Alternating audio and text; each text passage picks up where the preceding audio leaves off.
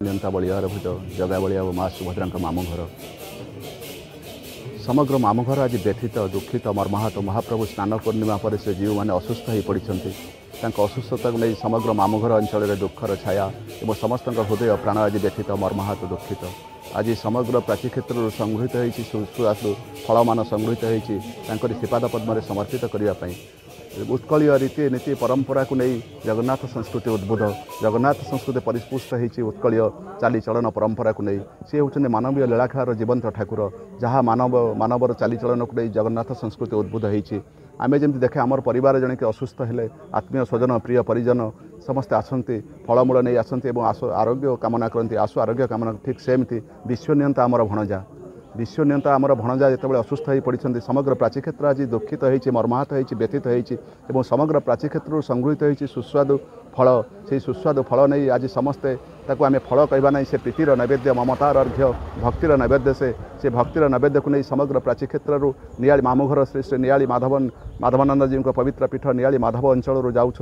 समस्त भक्त मैंने जाऊँच श्रीपाद पद्म समर्पित करेंगे से भक्तिर नैवेद्य को प्रीतिर अर्घ्य को और आशु आरोग्य कामना करेंगे श्रीपाद पद्म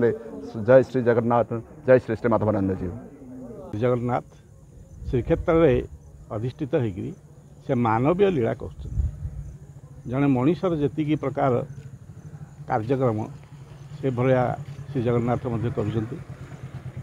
शोचंती उठुचंती नित्यकर्म करुँच एवं गरम हेले नरेंद्र पोखर की नहीं चाप खेलवाई शीत हेले शीत लुगा घोड़े दि जाऊँगी तेणु समस्त मानवीय लीला जो कर श्री जगन्नाथ अत्यधिक स्नान जो स्नान पूर्णमी दिन हूँ जन्मदिन एवं जन्मपीठ को आसती से दिन सुनाकूर 108 गरा जल स्नान कर दि जाए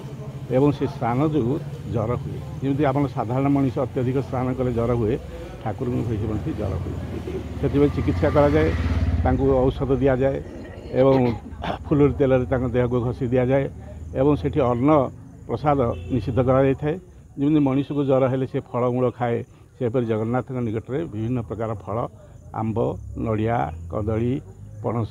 सेव अंगूर ये विभिन्न प्रकार फल ठाकुर को लगे कर समस्त देवता माने एवं समस्त भक्त मान चिंतित था प्रभुंर जर पे प्रभु को उत्ताप आसे आमको मनीष देह जिन जर हुए से भाई जर हुए दैत्यावती मैंने अंग लगी सेवक से अनुभव कर ठाकुर की प्रबल भाव में जर हुए एवं माधव सहित जगन्नाथ मंदिर जगन्नाथ सहित संपर्क होची मामू भणजार जगन्नाथ होचंदी भणजा एवं माधव होचंदी मामू जिते भणजार जर होती मामू अष्टमी करें जिते भणजार जर हो खबर पाइले माधवानंद भक्त माने समस्ते फलभार नहीं जाऊँगी एवं आरोग्य कामना करुँच प्रभु केमी शीघ्र आरोग्य हो जाती परंतु आज से आरोग्य हो जाती से खबर शुणला मामू तरफ आज आंब पणस एवं विभिन्न प्रकार खाद्य द्रव्य जोटा कि जर पे उपयुक्त सेटा को आज माधवानंद तरफ जाऊँगी भक्त मैंने बहु संख्यार जाऊँच एवं माधवानंदर भार ओडिशार सदा भारत वर्ष एक नूतन परंपरा सृष्टि करी आगुरी तो भार जाऊला आमर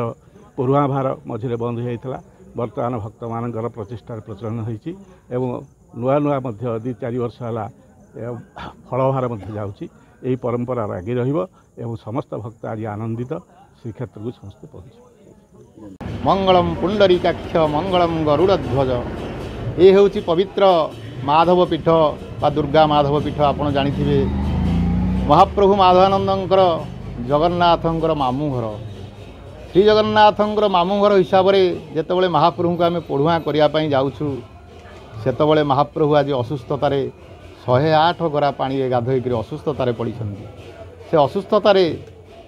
आमर मामू घरवासी केमिति बा आम रहीपरू देह धरी जो महाप्रभुंर जर हवा खबर शुणिलु से महाप्रभु जेहेतु आमर प्रिय भणजा आम तांकर मामू तांकर देह केमिति अच्छी आम देखापी पूरी जाऊँ एवं खाली तो जीवन ना महाप्रभु जहाँ जर समय जो उपचार बा महाप्रभुंर चले फलमूल कर्पूर अगुरु एमती महाप्रभु को सेवाई नहीं जाऊँ ये हूँ विचित्र परंपरा ये मामू भणजार संपर्क ये दिव्य संपर्क या साधारण लोक जानीपारे नहीं ये परंपरा बहु आगुरी अच्छी ये परंपरा बहु आगुरी चलूला एबे भी मध्य चलुछि आपण माने टीवी रे देखुथिबे आपण मानकर चैनल माध्यम रे आपण समस्त विषय भक्त मान को अवगत कराउछंती ये महाप्रभु लीला ये लीला को सहजरे साधारण लोक बुझी पारिबेनी तेणु ये हूँ भक्त एवं भगवान संपर्कर सेतु तेणु ये गोटे सेवा आमर ये हूँ नियाली माधव पीठ बा दुर्गा माधव पीठ ये गोटे सेवा महाप्रभु से सेवा नहीं आम आज महाप्रभु को देखा करने जाऊँ असुस्थतार पड़ी हेतु मामू हिसाब से आम पाक जाऊँ।